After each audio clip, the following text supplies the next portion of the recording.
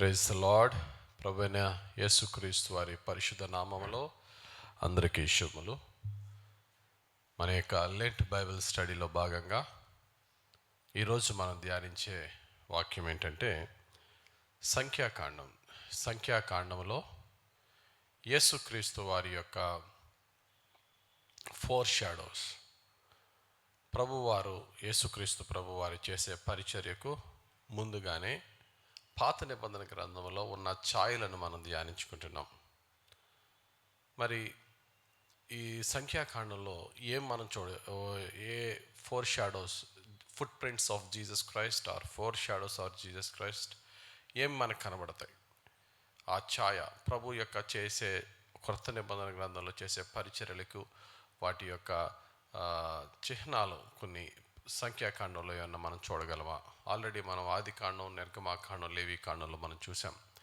ఈ సంఖ్యాకాండంకి వచ్చేటప్పటికి ముందుగా ఈ యొక్క పుస్తకం గురించి మనం చూసినట్లయితే సంఖ్యాకాండం అంతా 38 సంవత్సరాల చరిత్ర.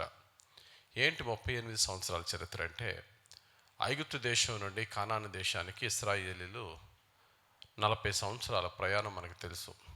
అందులో మొదటి 2 సంవత్సరాలు ఐగుప్తు దేశం నుండి అక్కడ సీనాయి కొండ దగ్గరికి వచ్చిన తర్వాత, సీనాయి కొండ మీద భక్తుడైనటువంటి మోషేకు దేవుడిచ్చిన ఆజ్ఞలు, ధర్మశాస్త్రం, ఆ ధర్మశాస్త్రాన్ని ప్రజలకు వివరించుట, ఇవన్నీ కూడా అక్కడే జరిగినాయి.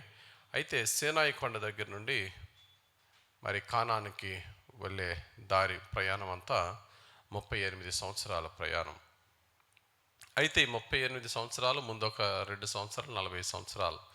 ఈ 40 సంవత్సరాలు దేనికి సూచనగా ఉన్నాయంటే, ఈ ఇశ్రాయేలీలు 12 గోత్రాల నుండి 12 మందిని మోషే సెలెక్ట్ చేసి, మీరు కానాను దేశానికి వెళ్ళి ఆ దేశంలో ఉన్న విషయాలన్నీ కూడా సంచరించి మాకు రిపోర్ట్ తీసుకురండి అన్నప్పుడు, ఇక్కడ ఈ సంఖ్యాకాండంలోనే ఈ విషయం మనకు కనబడుతుంది. వారు వెళ్తారు, ఆ వేగులు వారు వెళ్ళి మొత్తం కానాను దేశాన్ని చూసి, ఎంత ఆశీర్వాదకరమైన దేశమో అది చూసి, అక్కడున్న ద్రాక్ష గెలని కాడి మీద మోసుకుని వస్తారు, పెద్ద పెద్ద 6 అడుగుల ద్రాక్ష గెలని. ఆ విధంగా ఎంతో ఫలవంతమైన దేశం అని మంచి రిపోర్ట్ ఇవ్వడం మానేసి, ఆ దేశంలో అనాకీలు చూసాము, ఆ దేశస్తుల చేతుల్లో మనం సర్వనాశనం అయిపోతాం, ఆ దేశానికి వెళ్ళడమే సుధా దండగా అని వెళ్ళిన 12 మందిలో 10 మంది చెప్పారు. ఆ 10 మంది రిపోర్టు బట్టి ఇశ్రాయేలీలందరూ కూడా చాలా నిరుత్సాహపడిపోయారు, ఏడ్చారు, గోల పెట్టారు, మేము వెనక్కి వెళ్ళిపోతామన్నారు. కానీ ఇద్దరు కాలేబు, యెహోషువ అనే ఇద్దరు మాత్రమే, లేదు మనం ఆ దేశాన్ని మనం జయించుకోబోతున్నామని మంచి సాక్ష్యం చెప్పారు. దీని విషయంలో ఇశ్రాయేలు చేసిన అల్లరను బట్టి దేవునికిని మోషేకును వ్యతిరేకంగా వారు సనుగుడిని బట్టి దేవుడు ఎంతో కోపపడ్డాడు. కోపపడి మోషేకి చెప్పిన మాట చూడండి. సంఖ్యాకాండం 14వ అధ్యాయం 34వ వచనాన్ని చూద్దాం. సంఖ్యాకాండం 14వ అధ్యాయం 34వ వచనం. మీరు ఆ దేశమును సంచరించి చూచిన 40 దినముల లెక్క ప్రకారము దినమునకు 1 సంవత్సరము చొప్పున 40 సంవత్సరములు మీ దోష శిక్షను భరించి నేను మిమ్మును రోసివేసినట్టు తెలుసుకుందురు. అది మీరు ఆ దోష శిక్ష దినం ఒకటింటికి 40 దినాలకి 40 సంవత్సరాలు కాబట్టి 1 సంవత్సరము చెప్పున, దినమునకు 1 సంవత్సరము చెప్పున 40 సంవత్సరములు మీ దోష శిక్షను భరించి నేను మిమ్మల్ని రోసివేసినట్టు తెలుసుకుందరు. కాబట్టి ఈ సంఖ్యాకాండం ఏమంటారంటే ద బుక్ ఆఫ్ గ్రంబ్లింగ్ అంటారు. వాళ్ళు సనుగుకుంటూ 38 సంవత్సరాలు ఆ అరణ్యములు అలా తిరుగుతూ ఉన్నారనమాట, రౌండ్లు చక్కర్లు కొడుతూ ఉన్నారు. అటువంటి పరిస్థితుల్లో మరి ఇశ్రాయేలు దేవుని మీద తిరుగుబాటు, దేవుని కోపము, మధ్యలో మరలా మోషే ఒక మధ్యవర్తిగా అడ్డగించుట, ఇవన్నీ కూడా మనం చూస్తాం. అయితే ఈ కాలం అంతట్లో ఈ 38 ఇయర్స్ పీరియడ్లో జరిగింది ఈ 36 అధ్యాయాల పుస్తకము సంఖ్యాకాండం. ఈ 36 అధ్యాయాలు గల పుస్తకంలో మొదటి 10 అధ్యాయాలు కూడా సీనాయి కొండ నుండి ఇశ్రాయేలీలు లేచి ప్రయాణమై వెళ్ళడానికి వారికి సిద్ధపాటు అన్నమాట. ప్రిపరేషన్ టు లీవ్ సీనాయి పర్వతం విడిచి వెళ్ళే ప్రిపరేషనే మొదటి 10 అధ్యాయాలు కనబడుతుంది. ఇక ప్రయాణం సీనాయి నుండి మోయాబు వరకు వారు చేసే ప్రయాణం అంతా 10వ అధ్యాయం మొదలుకొని 21వ అధ్యాయం వరకు వారి ప్రయాణం కనబడుతుంది. 10వ అధ్యాయం మొదలుకొని 21వ అధ్యాయం వరకు. ఆ తర్వాత మోయాబుకి చేరిన తర్వాత మోయాబులో జరిగిన కొన్ని భయంకరమైన సంఘటనలు కూడా ఆ దేవునికి వ్యతిరేకంగా ఇశ్రాయేలు తిరుగుబాటు, దేవుడు వారిని చంపించిన విధానం, నాశనం చేసిన విధానం అంతా కూడా చివరి 22వ అధ్యాయం నుండి 36వ అధ్యాయం వరకు ఉంటుంది. కాబట్టి సంఖ్యాకాండను 3 భాగాలుగా చూస్తే మొదటి 10 అధ్యాయాలు సేనాయి విడుచుట, 10వ అధ్యాయం మిడిల్ నుండి 21వ అధ్యాయం వరకు సేనాయి నుండి మోయాబు వరకు ప్రయాణం అంతా 38 సంవత్సరాలు. అక్కడ మోయాబు దగ్గరికి వచ్చిన తర్వాత 22వ అధ్యాయం నుంచి 36వ అధ్యాయం వరకు మోయాబులో దేవునికి విరోధంగా మోయాబీలతో కలిసి సమస్తమైన పాపపు జీవితం, పాపములు చేయుట, దేవునికి విరోధంగా వారు ప్రవర్తించుట, ఇవన్నీ కూడా మనకు కనబడతాయి. అయితే వీరు లేచి ప్రయాణం చేసే ముందు దేవుడు మోషేకు కొండ మీద ఏమైతే పరలోకపు మందిర నమూనాను చూపించాడో, ప్రత్యక్ష గుడారం ఎలా ఉండాలి, మరి దేవుడు అస్తమాలు సేనాయి కొండ మీద మోషే ఎక్కడం, అక్కడ మోషేకు ప్రత్యక్షం అవ్వడం, మోషేతో మాట్లాడడం ప్రయాణంలో జరగదుగా. అందుకని ఇంక అస్తమాల కొండెక్కి నాతో మాట్లాడే కన్నా మీ సమాజం మధ్యలోనే ఒక ప్రత్యక్ష గుడారాన్ని నువ్వు నియమించి మోషే, ఆ ప్రత్యక్ష గుడారం ఇలా ఉండాలి, ఆవరణంగా ఉండాలి, పరిశుద్ధ స్థలంగా ఉండాలి, అతి పరిశుద్ధ స్థలంగా ఉండాలి అని దేవుడు చూపించాడు. అది ఆల్రెడీ పరలోకములో ఉన్న దేవుని మందిరం యొక్క నమూనా. దాన్ని చూపించిన తర్వాత మోషే క్రిందకు వచ్చి ఆ విధంగా కట్టాడు. కట్టిన తర్వాత దేవుని మహిమ, దేవుని సన్నిధి అక్కడికి వచ్చినట్టుగా మనం చూద్దాం అన్నమాట. పరిశుద్ధ గ్రంథంలో సంఖ్యాకాండము 9వ అధ్యాయము 15, 16, 17 వచనాలు మనం చూసినట్లయితే, సంఖ్యాకాండము 9వ అధ్యాయము 15 నుండి 17 వచనం చదువునా. వారు మందిరమును నిలువబెట్టిన దినమున మేఘము సాక్ష్యపు గుడారములోని మందిరమును కమ్మెను. సాయంకాలము మొదలుకొని ఉదయం వరకు అగ్ని వంటి ఆకారము మందిరము మీద నుండెను. సాయంకాలం మొదలుకొని ఉదయం వరకు ఏముందట? అగ్ని వంటి ఆకారము మందిరము మీద నుండెను. మందిరము మీద ఉండెను. నిత్యమును అలాగే జరిగెను.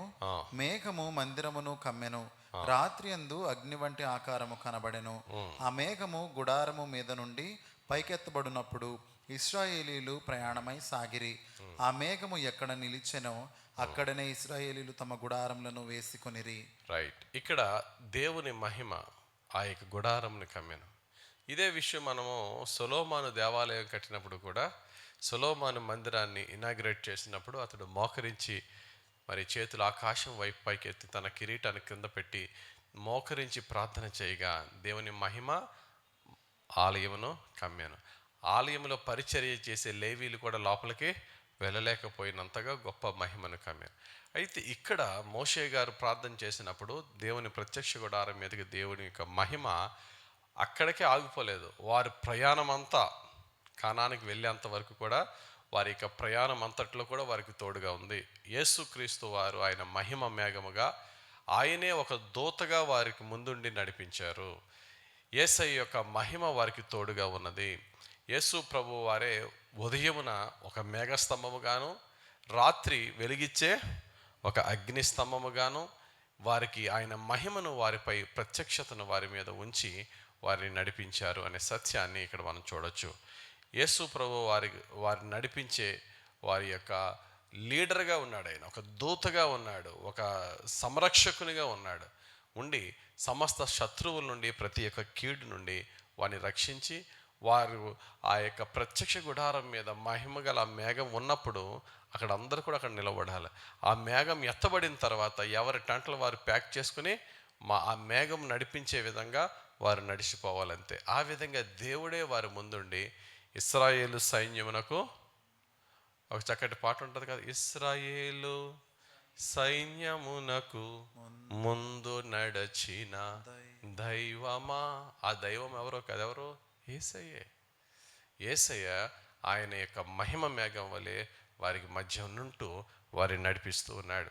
యేసయ్యే వారి ప్రతి విషయంలో వారిని సంరక్షిస్తూ ఉన్నాడు. అనేక మార్లు నేను అంటాను, యేసయ్య ప్లేస్లో తండ్రి అయినటువంటి దేవుడు కనుక వారి మధ్యన ఉంటే వారు దుర్మార్గతను బట్టి ఎప్పుడో వారిని నాశనం చేయాలి. మోషే ఒక మధ్యవర్తిగా ఉన్నాడు. యేసయ్య వారి మీద కనికరము చూపుతూ ఉన్నాడు. మోషే ఒక మీడియేటర్. మోషే పాత నిబంధన గ్రంథంలో జీసస్ క్రైస్ట్కి ఆ, ఒక ఒక రిజంబ్లెన్స్గా, సింబాలిక్ రిప్రజెంటేషన్గా మనకి కనబడుతున్నాడు మోషే. గమనించండి, మోషే ఇశ్రాయేలు తప్పు చేయడం, వాళ్ళ పాపం చేయడం, దేవునికి కోపం రప్పించడం, దేవుడు మోషేని పిలిచి మోషే మీద కోపపడడం, మోషేనేమో వారికి ఇశ్రాయేలుకి దేవుని కోపానికి మధ్య అడ్డు నిలబడడం. ఇది మనం చూస్తూ ఉంటే ఈరోజు యేసుక్రీస్తు వారు చేసే పరిచర్యే ఆ రోజు మోషే చేశారు. చూడండి ఒకసారి సంఖ్యాకాండంలో 14వ అధ్యాయం 19-20 వచనాలు మనం చూసినట్లయితే, సంఖ్యాకాండము 14వ అధ్యాయము 19-20 వచనాలు.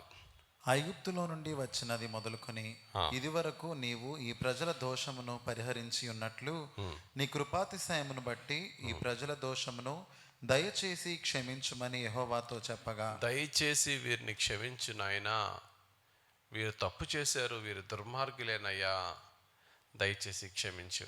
నీకొచ్చిన కోపాన్ని బట్టి వీరిని నాశనం చేస్తే ఐగుప్తులు ఏమనుకుంటారో తెలుసా? వీరి దేవుడు వీరిని కానానుకు తీసుకెళ్తానని మధ్యదారిలో చంపేసిన దేవుడు, కానానికి చేర్చలేని దేవుడు అని ప్రభువా నీ నామమును దూషిస్తారయ్యా. నీ కోపాన్ని తగ్గించుకుని వీరు చేసిన దుర్మార్గతను, పాపమును క్షమించు ప్రభు అని మోషే దేవుని వేడుకుంటే, దేవుడు ఏం చేసేటంటే నెక్స్ట్ వచ్చిన చూడండి ఒకసారి. యెహోవా నీ మాట చొప్పున నేను క్షమించి ఉన్నాను.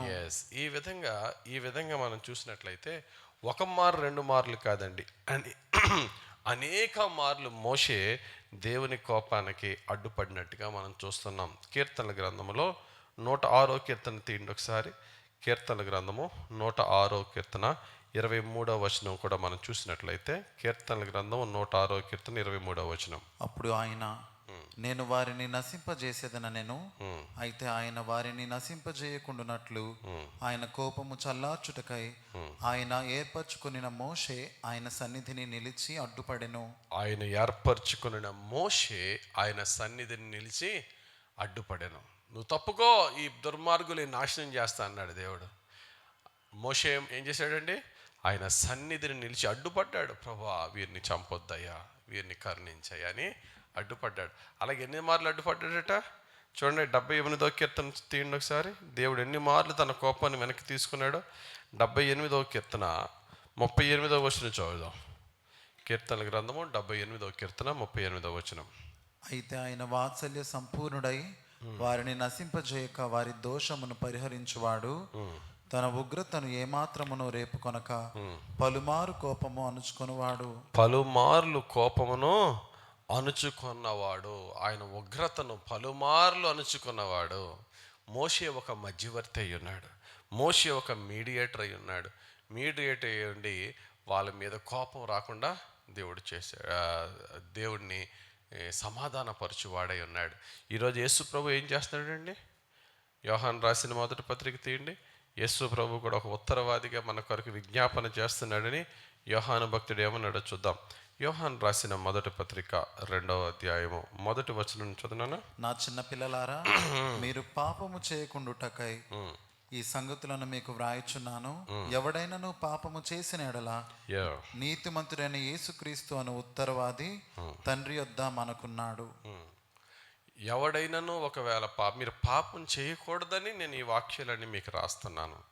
ఒకవేళ నేను పాపం చేసేసిన పాపినండి, ఆల్రెడీ నేను పాపంలో కమిట్ అయిపోయిన వాడను, నేను పాపిని అని అనుకుంటే కనుక ఇంక నా లైఫ్ అయిపోయింది, నాకు దేవునికి ఇంక సంబంధం లేదు అని మీరు అనుకోవాల్సిన పని లేదు. నీ పాపమును క్షమించడానికి, నీ పాపమును యొక్క శాపాన్ని అనుభవించి రక్తాన్ని కార్చి నీ పాపము నుండి నేను విమోచించడానికి యేసు ప్రభు ఉన్నారు. ఆయన చేసే 2 గొప్ప పనులు ఏంటంటే, నీ పాపమును ఆయన రక్తముతో కడిగి నీ పాపము లేకుండా నిన్ను చేసిన పాపం యొక్క శిక్ష నీ మీదకి రాకుండా, తండ్రి కోపము నీ మీదకి రాకుండా, తండ్రి ప్రక్కనే ఉంటూ నీ పక్షముగా విజ్ఞాపన చేసే ఒక ఉత్తరవాది ఉన్నాడు. ఆయనే లేకపోతే దేవుని కోపము నీ మీదకి వచ్చి నాశనం అవుతుంది. కనుక ఆయన నీకును నీ దేవునికి మధ్య ఒక మధ్యవర్తిగా ఉన్నాడు.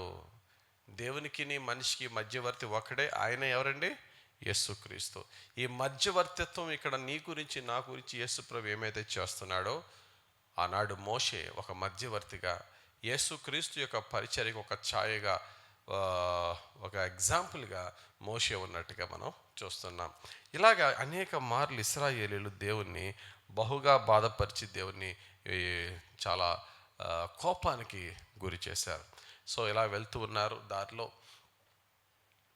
రకరకాల సార్లు రకరకాల సనుగులు, నీళ్ళు లేవని ఒకసారి, అన్నం మాకు మాంసం కావాలని మరొకసారి, మాకు మన్నా బోరు కొట్టిందని మరొకసారి, రకరకాలుగా బాధ పెడుతున్నారు. ఇటు మోషేను బాధ పెడుతున్నారు, అటు యెహోవాను బాధపరుస్తున్నారు. అప్పటికే చాలా ఓర్చుకుంటూ ఉన్నారు ఈ సనుగుల్ని.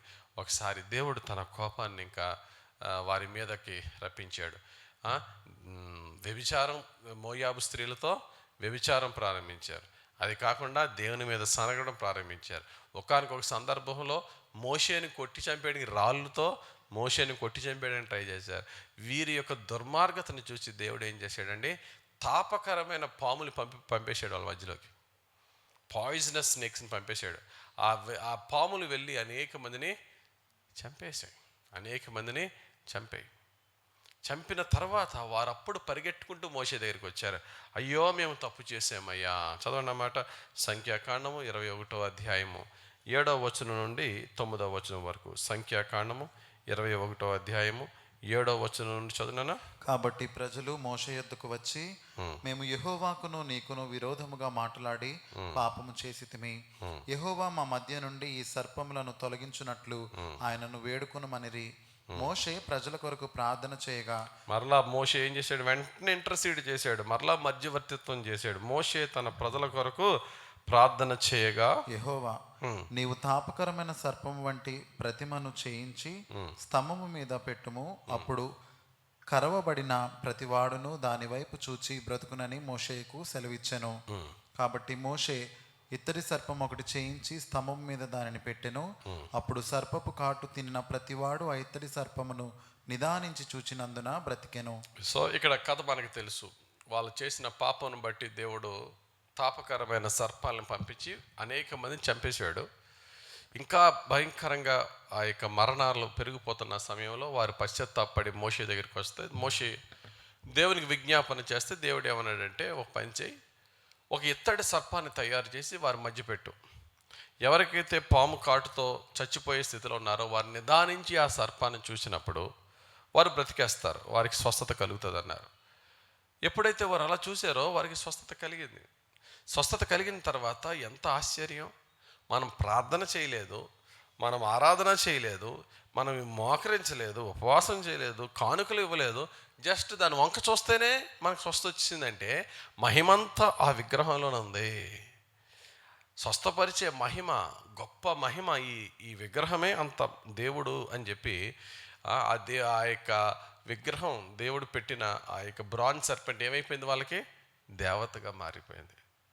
ఒక్కొక్కసారి ఏదైతే మనకి దీవెనగా దేవుడు పెడతాడో మనకు అదే శాపం అయిపోద్ది, అదే మనకు ఒక విగ్రహం అయిపోద్ది, ఐడియల్ అయిపోద్ది అనే సత్యాన్ని ఇక్కడ మనం గమనించాలి. నాకు ఒక డౌట్ వచ్చింది. దేవుడు వారిని స్వస్థపరచడానికి ఆ పాము షేప్లో, బ్రాంజ్ సర్పెంట్ షేప్లో, ఆ ఇత్తడి సర్పం షేప్లో ఆ విగ్రహాన్ని ఎందుకు పెట్టడం? దాని బదులు ఇంకోటి ఏమైనా పెట్టొచ్చు కదా. అంటే నేను అంటాను, పామే కాదు ఇంకోటి ఏది పెట్టినా అదే విగ్రహం అయిపోద్ది వాళ్ళకి. ఏది పెట్టినా పోనీ యెహోవా అని రాయించవచ్చు కదా, రాయిస్తే బాగుండేది కదా అని అనిపించింది నాకు. ఒకవేళ రాయించినా అలా యెహోవాని రాయించేసుకుని దానికి పూజలు చేసేసి దాని విగ్రహాలు చేసేసే పరిస్థితి వాళ్ళదే. మరి దేవుడు ఏమైనా తప్పు చేసాడంటావా అలా పామును పెట్టడం? అక్కడ తప్పు కాదు, కరెక్ట్ అది. ఎందుకు కరెక్ట్ అంటే దేన్ని చూసి ప్రజలు భయపడతారో అదే పెట్టాడు దేవుడు. ఆ ఇత్తడి సర్పం దాన్ని కూడా దేంతో తయారు చేయమన్నాడో, కర్రతోనో మట్టితోనో కాదు, ఇత్తడితో చాలా కాలం ఉండాలి మీ దగ్గర అని ఇత్తడితో పెట్టమన్నాడు. ఎందుకనంటే మరలా వారు పాపపు పనులు చేసినప్పుడు మధ్యలో ఇత్తడి సర్పం కనబడాలి వాళ్ళకి. ఎందుకు? స్వస్థపరచడానికి కాదు. ఎందుకు? మరలా మనం పాపం చేస్తే ఆనాడు ఏ విధంగా అయితే అన్ని వేల మంది ఆ ఎత్తడి ఆ యొక్క తాపకరమైన సర్పాలు దేవుడు పంపి చంపేశాడో, మరలా అటువంటి శిక్ష మన మీదకి వస్తుంది. ఆ శిక్ష మన మీదకి రాకుండా, ఇప్పుడు తల్లిదండ్రులు పిల్లల్ని డిసిప్లిన్ చేసేటప్పుడు ఒకసారి కర్రతో కొడతారు. కొట్టిన తర్వాత ఏం చేస్తారంటే ఆ కర్రను పక్కన పెట్టుకుంటారు. ఎందుకని? అస్తమాల కర్రతో కొట్టడానికి కాదు, పిల్లవాడికి ఆ కర్ర చూపిస్తే, అమ్మో అప్పుడు అంత గట్టిగా కొట్టాడు డాడీ మమ్మీ, మరలా కర్ర తీసుకున్నాడంటే మళ్ళీ బాదుతారని చెప్పి కర్రను చూస్తే భయపడతారు కదా. Same psychology. మీకు ఆల్రెడీ పాములు కాటు వేయడం దానివల్ల చచ్చిపోవడం మీకు తెలుసు. సేమ్ ఆ పామును మీరు చూసినప్పుడల్లా మరలా మా దేవుడు ఆ పామును పంపుతాడు అనే భయం మీలో ఉండాలి అని దేవుని యొక్క ఉద్దేశం ఉండొచ్చు. అందుకనే పెట్టాడు. కాకపోతే ఏమైపోయిందండి, వాళ్ళకి విగ్రహం అయిపోయింది. అందుకనే మనిషి హృదయం కేవలం ఏంటట, చెడ్డది. దేవుడు మంచి ఉద్దేశంతో ఏది చేసినా దాన్ని చెడ్డగా తీసుకోవడంలో మనుషులే స్పెషలిస్టులు. కేవలము చెడ్డది, కేవలము ఘోరమైన వ్యాధి కలిగింది మన హృదయం. అన్నీ కూడా చెడునే తీసుకుంటుంది. దేవుడు పాజిటివ్గా పెట్టిన మన దాంట్లోంచి నెగిటివే తీసుకుంటాం. చివరికి ఆ ఎత్తడి సర్పం స్టోరీ దేంతో ఎండ్ అయింది తెలుసా అండి? చాలా సంవత్సరాల తర్వాత రాజైన హిజ్కియా వచ్చిన తర్వాత దాన్ని నాశనం చేశాడు. రాజైన హిజ్కియా కాలంలో అతడు రాజు అయిన తర్వాత దేశంలో ఉన్న దేవునికి వ్యతిరేకమైన విగ్రహాలన్నింటినీ కూడా బ్రద్దలు కొట్టిన తర్వాత ఆ విగ్రహాల్లో ఒక ప్రధానమైన విగ్రహం ఈ ఎత్తడి సర్పం, మోషే చేసిన ఎత్తడి సర్పం. ఆ కాలంలో ప్రజలందరూ 100 సంవత్సరాలు అయిపోయినాయి, వాళ్ళందరూ చచ్చిపోయారు. కానీ ఎత్తడి సర్పం మాత్రం మిగిలిపోయింది. పోనీ ఎత్తడి సర్పం అలాగే మిగిలిందంటే దాని యొక్క విగ్రహారాధన నెక్స్ట్ జనరేషన్స్ పాకేసింది. అది హిజ్కియా కాలంకి వచ్చేటప్పటికి కూడా ఇత్తడి సర్పానికి పూజ చేస్తున్నారు. చూడండి ఏం చేశాడు హిజ్కియా. చదుదాం ఆ మాట. 2వ రాజుల గ్రంథం 18వ అధ్యాయం 4వ వచనం. 2వ రాజుల గ్రంథం 18వ అధ్యాయం 4వ వచనం ఏముందండి? ఉన్నత స్థలములను కొట్టివేసి విగ్రహములను పగలగొట్టి దేవతా స్తంభములను పడగొట్టి మోషే చేసిన ఇత్తడి సర్పమును చిన్న భిన్నములుగా చేసెను. దానికి ఇశ్రాయేలీలు నెహుష్టానను పేరు పెట్టి దానికి ధూపము వేయిచు వచ్చి ఉండిరి. చాలు, దానికి ధూపం వేసేస్తున్నారట. దేవతలకు ధూపం వేసినట్టుగా దానికి ధూపాలు వేసి దాన్ని ఆరాధన చేస్తున్నారట. అప్పుడు భక్తుడైనటువంటి రాజైన హిజ్కియా దాన్ని చిన్నాభిన్నంగా చేసి దాన్ని నిర్మూలన చేశాడు. ఇది నేను ఎందుకు చెప్తున్నానంటే, సేమ్ ఇదే కాంటెక్స్ట్ని యేసుక్రీస్తు ప్రభువుకి రిలేట్ చేస్తూ మనము క్రొత్త నిబంధన గ్రంథంలో చూడొచ్చు. ఒకసారి తీయండి, యోహాను సువార్త 3వ అధ్యాయం. యోహాను సువార్త 3వ అధ్యాయము 14-15 వచనాలు చదువు.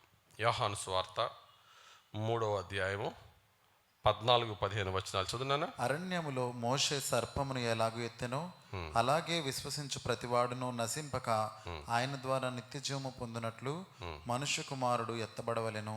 అది ఇక్కడ ఎత్తడి సర్పము ఎలాగ ఎత్తెనో మనుష్య కుమారుడు కూడా ఎత్తబడును అన్నాడు. ఇదేంటి? ఎత్తడి సర్పంతో మనిషి కుమారుడు పోలికేంటి? ఎత్తడి సర్పంతో మనిషి కుమారుడు ఎందుకు పోల్చాలి అనేది మనం చూస్తే, అరణ్యములో ఎత్తడి సర్పాన్ని దేవుడు మోషే ద్వారా పైకి అందరికీ కనబడేలా పెట్టాడు. ఆ ఎత్తడి సర్పం ఏం చేసింది? ఆ ఎత్తడి సర్పాన్ని చూసిన వారందరికీ ఏమొచ్చింది? స్వస్థత వచ్చింది.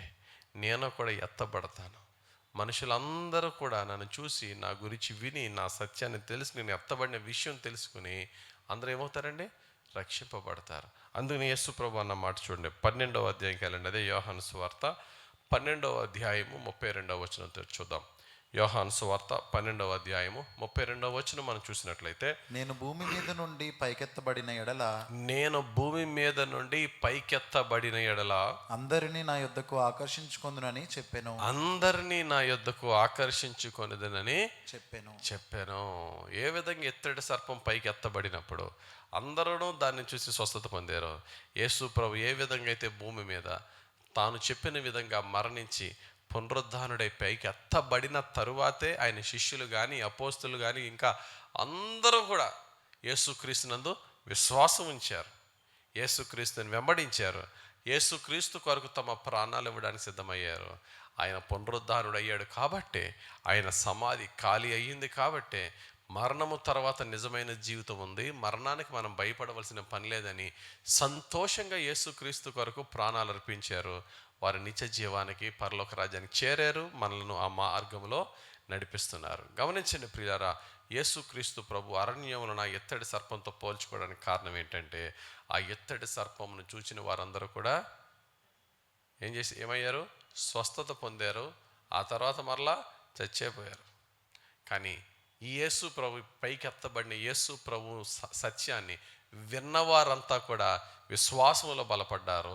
ఆ విశ్వాసములో ఉన్న వారందరూ కూడా యేసు ప్రభు ఎత్తబడి ఎక్కడికి వెళ్ళాడో అదే నిత్య జీవానికి మనము కూడా జీవ పునరుద్ధానములో, ర్యాప్చర్లో ఎత్తబడతామనే విశ్వాసంతో మనం ముందుకు వెళ్దాం. దేవునికి స్తోత్రం, హల్లెలూయా. మరొక సందర్భం ఈ యొక్క సంఖ్యాకాండంలో యేసుక్రీస్తుని గూర్చిన విషయాలు ఎక్కడైనా ఉన్నాయా అంటే, వీళ్ళు బయలుదేరారు సేనాయి నుండి మోయాబ్ మైదానానికి వచ్చారు. అక్కడ అన్యరాజులు, ఆ వీళ్ళందరూ కూడా ఈ ఇశ్రాయేలు సైన్యాన్ని చూసి భయపడ్డారు.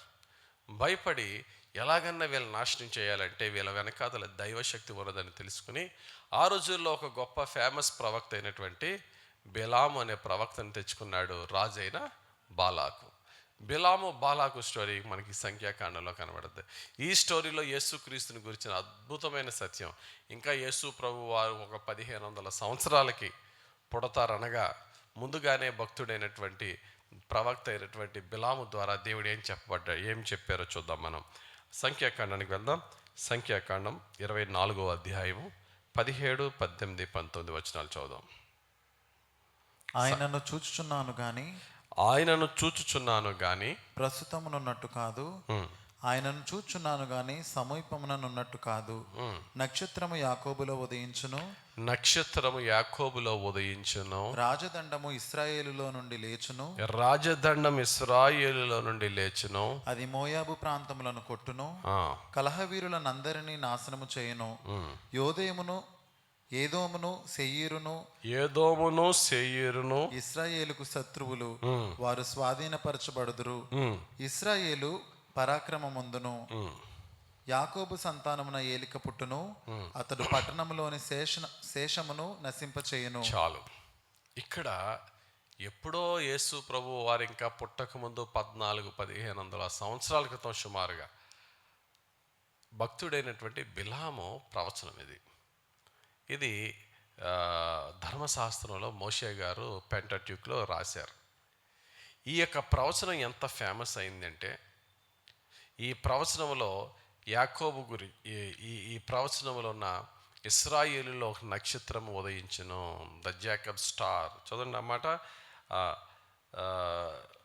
నక్షత్రము యాకోబులో ఉదయించును.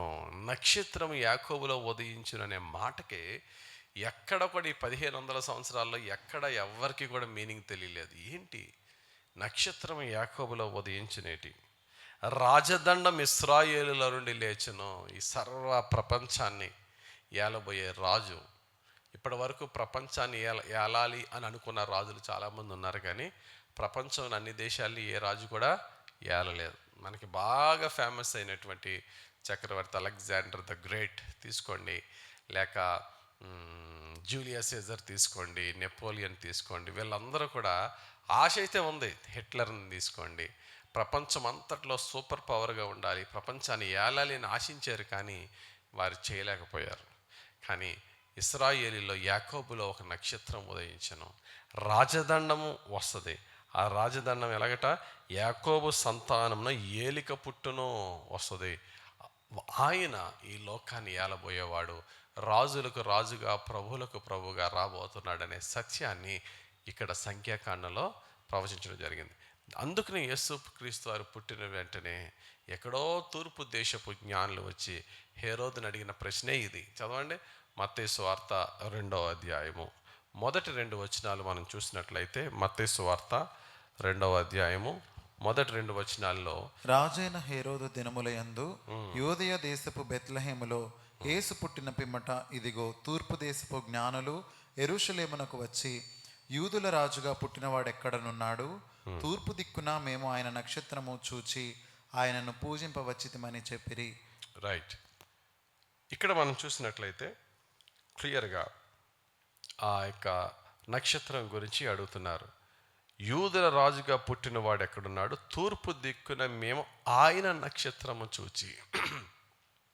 ఏ యాకోబు నక్షత్రం గురించి బిలాం ప్రవక్త ఉదయించాడో ఆ నక్షత్రాన్ని తూర్పు దేశపు జ్ఞానులు ఆకాశంలో ఉన్న అనేక నక్షత్రాల్లో మరి జాకబ్ స్టార్ని వారు కనుగోగలిగారు. అందుకనే వారు జ్ఞానులు అయ్యారు, ఖగోళ శాస్త్రవేత్తలు అయ్యారు. వారు ఆ జాకబ్ స్టార్ ఏంటి, అది ఎక్కడికి వారిని డైరెక్ట్ చేస్తుంది అని చెప్పి ఆ యాకోబు అంటే ఇస్రాయేలు దేశం యెరూషలేముకి వచ్చారు. ఆ నక్షత్రం కూడా వారిని యెరూషలేము వైపే గైడ్ చేసుకుంటూ తీసుకొస్తే ఆ యెరూషలేము రాజు అయినటువంటి హేరోదు రాజు దగ్గరికి వచ్చి, అయ్యా ఈ యూదులకు రాజు. ఎక్కడెక్కడో తూర్పు దేశస్తులండి, లోపల ఒక ఉదాహరణకి పర్షియా, ఇరాక్ ప్రాంతపు జ్ఞానులు అనుకోండి. ఇప్పుడు భారతదేశంలో ఉంటున్న మనకి ఆ ఇరాన్లో ఎవడు ప్రైమ్ మినిస్టర్ అయితే మనకేంటి? ఇస్రాయేల్ దేశంలో బెంజమిన్ నెతన్యాహు లేకపోతే ఇంకోవడం మనకి ఎందుకు? కానీ ఇక్కడ ఎక్కడో వేరే దేశస్తులు పరిగెట్టుకుంటూ వచ్చి ఇస్రాయేల్ దేశానికి వెళ్ళి హేరోదు రాజు ఇంటికి వెళ్ళి ఎవరో ఒక రాజు పుట్టాడట. ఎందుకు అంటే ఆ రాజు సామాన్యుడు కాదు. ఆ రాజు తన దేశమును మాత్రం మేలువాడు కాదు, ప్రపంచాన్ని రక్షించేవాడు. ప్రపంచానికి రాజులకు రాజు. ఆ రాజుని దర్శించుకోవడానికి మేము వచ్చేవని వారు వెళ్ళారు. ఈ సత్యము ఎప్పుడో సంఖ్యాకాండంలో దేవుడు మనకి బయలుపరిచాడు. దేవుని యొక్క కార్యాలు ఎంత గొప్పవంటే క్రొత్త నిబంధన గ్రంథం యొక్క గొప్పతనం మనకి ఎప్పుడు తెలుస్తుంది అంటే దాని యొక్క లింక్స్, దాని యొక్క సమస్తమైనటువంటి హిడెన్ సీక్రెట్స్ అన్నీ ఓల్డ్ టెస్టిమెంట్లో కన్సీల్ చేయబడ్డాయి. క్రొత్త నిబంధన గ్రంథాలు ఏమని రివీల్ చేయబడ్డాయి. ఆ కన్సీల్ చేయబడిన సీక్రెట్స్ను, రివీల్ చేయబడిన మిస్టరీస్ను కలిపినప్పుడు దేవుడు ఎంత సత్యవంతుడో, ఎంత గొప్పవాడో, ఆయన వాక్యం ఎంత సత్యమో మనకు తెలుస్తుంది. ఈ విధంగా మనం సంఖ్యాకాండంలో యేసుక్రీస్తు ప్రభుని ఎలా చూడొచ్చండి? ఇశ్రాయేలు నడిపించిన ఒక దూతగా యేసు ప్రభు వారి మధ్యన ఉన్నాడు. రాత్రి అగ్నిస్తంభముగా, ఉదయం మేఘస్తంభముగా, దేవుని ఆలయమును ఆవరించిన మహిమగా ఉన్నాడు. వారిని వెంబడించిన బండగా ఉన్నాడు. వారికి దప్పిక తీర్చిన జలముగా ఉన్నాడు. వారికి ఆహారం ఇచ్చిన పరలోకము నుండి వచ్చిన మన్నాగా ఉన్నాడు. వారిని స్వస్థపరచడానికి పైకి లేపబడిన ఎత్తడి సర్పముగా ఉన్నాడు. యాకోబులోంచి ఉదయించిన నక్షత్రమై ఉన్నాడు. ఇవన్నీ కూడా సంఖ్యాకాండంలో యేసుక్రీస్తు వారి యొక్క ఫోర్ షాడోస్గా మనం చూడవచ్చు. కాబట్టి ప్రియులారా, పాత నిబంధన గ్రంథంలో ఉన్న ప్రతి పుస్తకం కూడా యేసుక్రీస్తు వారిని పాయింట్అవుట్ చేస్తున్నాయి. మనకు అర్థం కాని ప్రతీది కూడా దాన్ని యేసుక్రీస్తుతో పోల్చినప్పుడు యేసుక్రీస్తు వారు ఆయన మొదటి రాకడలోనూ చేసిన పరిచర్య, రెండవ రాకడలో చేయబోయే పరిచర్య, ఈ రెండింటినీ కూడా పాత నిబంధన గ్రంథం సూచిస్తున్నది. మీకు అనుకోవచ్చు, ఈ లోకాన్ని ఏలబోయే రాజు రాబోతున్నాడని చెప్పాడు కదా. యేసుక్రీస్తు వారు ఆయన జీవించిన 33.5 సంవత్సరాలు ఇంకా లోకాన్ని ఏలలేదు కదా అంటే ఆయన చెప్పాడు ఆయన ఏలడానికి రాబోతున్నాడు. ఆయన రాజ్యాన్ని అప్పుడు ప్రారంభించాడు. ఖచ్చితంగా ఆయన ఎలా వస్తున్నాడట? ప్రకటన 19 ఉంటుంది. ఆయన రాజులకు రాజుగా, ప్రభువులకు ప్రభువుగా, ఈ సర్వలోకానికి రారాజుగా ఆయన రాబోతున్నాడు. ఈ విషయాలన్నీ కూడా మన సంఖ్యాకాండంలో చూడొచ్చు. ఈ విధంగా మనము చరిత్రలో నుండి, జరిగిపోయిన చరిత్రలో నుండి, బైబిల్లో ఉన్న పాత నిబంధన గ్రంథంలో నుండి, నూతన నిబంధనలో నుండి, ప్రస్తుతం జరుగుతున్న విషయాల నుండి యేసుక్రీస్తు యొక్క సత్యాన్ని తెలుసుకుని యేసయ్య విశ్వాసంలో బలపడదాం. దేవుడు తన పరిశుద్ధ వాక్యం దీవించి మన జీవితాల్లో దీవెనకరంగా ఫలింపజేయను గాక. ఆమెన్. ప్రార్థన చేసుకుందాం. అందరూ లేచి నిలబడదాం. మహిమగల మా తండ్రి, దయగలిగిన ప్రభు, ఈరోజు మాకు ఇచ్చిన ఈ వాక్యం బట్టి స్తోత్రాలు. సంఖ్యాకాండములో నైనా 38 సంవత్సరాలు ఇశ్రాయేలీయులనైనా అరణ్యములో నడుస్తున్న కాలంలో సేనాయి నుండి మోయాబు వరకు రకరకాలుగా వారు సనుగుకుంటూ నీ మీద వ్యతిరేకముగాను, నీ సేవకుడైనటువంటి మోషేకి వ్యతిరేకంగాను వారు అనేక మార్లు నిన్ను బాధపరిచిన నాయనా, ఆనాడు మోషే ఏ విధంగా మధ్యవర్తిగా ఉన్నాడో యేసయ్యా, ఈనాడు నీవు చేసిన పరిచర్యకు ఒక నైనా సాక్షిగా, ఒక ఫోర్ షాడోగా మోషే జీవితాన్ని బట్టి మేము చూడగలుగుతున్నాం నైనా.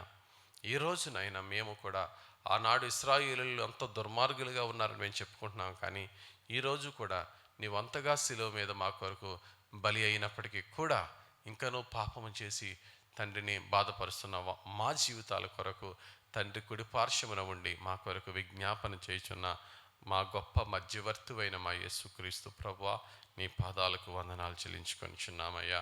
ఇదిగో నాయనా, నీ గురించి నువ్వు ఇంకా పుట్టకముందే సుమారు నాయనా 1400 సంవత్సరాలు ముందే భక్తుడైనటువంటి నాయనా మోషే రాసిన ధర్మశాస్త్రంలో ప్రవక్త అయిన బిలాము ద్వారా యాకోబులో నక్షత్రము, ఇశ్రాయేలు రాజదండము గురించి అయ్యా నీవు మాకు బోధించిన సత్యమును బట్టి నీకు స్తోత్రాలు అయ్యా. తండ్రి, ఎత్తడి సర్పము అయ్యా ఎలాగైతే ఎత్తబడిన తర్వాత రోగులు స్వస్థత పొంది ఉన్నారో, యేసయ్యా నీవు ఎత్తబడిన తర్వాత పాపులు రక్షింపబడి ఉన్నాము. నీవు ఏ విధంగా మరణాన్ని గెలిచి నిత్య జీవానికి వెళ్ళి ఉన్నావో, మాకును నిత్య జీవ నిరీక్షణ ఇచ్చినైనా మరణానికి భయపడకుండా నీ యొక్క ప్రార్థనలో, నీ విశ్వాసములో మమ్మల్ని బలపరుస్తున్నందుకు నీకు స్తోత్రాలు. ఇశ్రాయేలు నడిపించిన దైవమా, మాకు నీవే ఉండండి. నీవు వాగ్దానం చేసావు నాయనా, యుగ సమాప్తి వరకు మీతో ఉన్నాను అని సెలవిచ్చి ఉన్నావు. ఆనాడు అగ్నిగా వారి మధ్యన ఉన్నావు, మా మధ్యన ఈనాడు నీ ఆత్మరూపములో ఉన్నావు, మాలో ఉన్నావు, మాతో ఉన్నావు. నువ్వు ఉన్నవాడవు యేసయ్యా, నీకు స్తోత్రాలు. మాలో ఉండి మమ్మల్ని నడిపించమని నిత్యము నీ వాక్య సత్యాలతో, నీ పరిశుద్ధాత్మతో నీవే మమ్మల్ని బలపరిచి నీకు సాక్షులుగా మమ్మల్ని జీవింపచేయమని జీవము గల ప్రభువు మా రక్షకుడైన యేసుక్రీస్తు వారి పరిశుద్ధ నామములో ప్రార్థిస్తూ మమ్మల్ని అందరినూ నీ ప్రేమగల పాదాలకు అప్పగించి ప్రార్థించి వేడుకొనిచున్నాము తండ్రి, ఆమెన్. పరలోకమందున్న మా తండ్రి, నీ నామం పరిశుద్ధపరచబడినగాక, నీ రాజ్యం వచ్చునుగాక, నీ చిత్తం పరలోకమందు నెరవేరుచున్నట్లు భూమి యందు నెరవేరునుగాక. మా అనుదిన ఆహారం నేడు మాకు దయచేయము. వాళ్ళ అపరాధములు చేసిన వారిని మేము క్షమించి ప్రకారం అపరాధములను క్షమించు. మమ్మల్ని శోధనలోనికి తేక దుష్టుని నుండి తప్పించము. రాజ్యము, శక్తి, మహిమ నిరంతరము నీవై ఉన్నవి తండ్రి, ఆమెన్. పరమ తండ్రి అని యెహోవా దేవుని ప్రేమ, రక్షకుడైన యేసుక్రీస్తు వారి కృప, ఆదరణకర్త అయిన పరిశుద్ధాత్మ దేవుని సహవాసము, అభిషేకము నిత్యము మనకి తోడుండి మనలను నడిపించు దైవముగా, సంరక్షించు దేవునిగా ఉండి మనలను, మన కుటుంబాలను ఏలి పాలించి దీవించును గాక, ఆమెన్. God bless you. అందరికీ వందనాలు. యేసయ్య మనతో ఉండును గాక, ఆమెన్.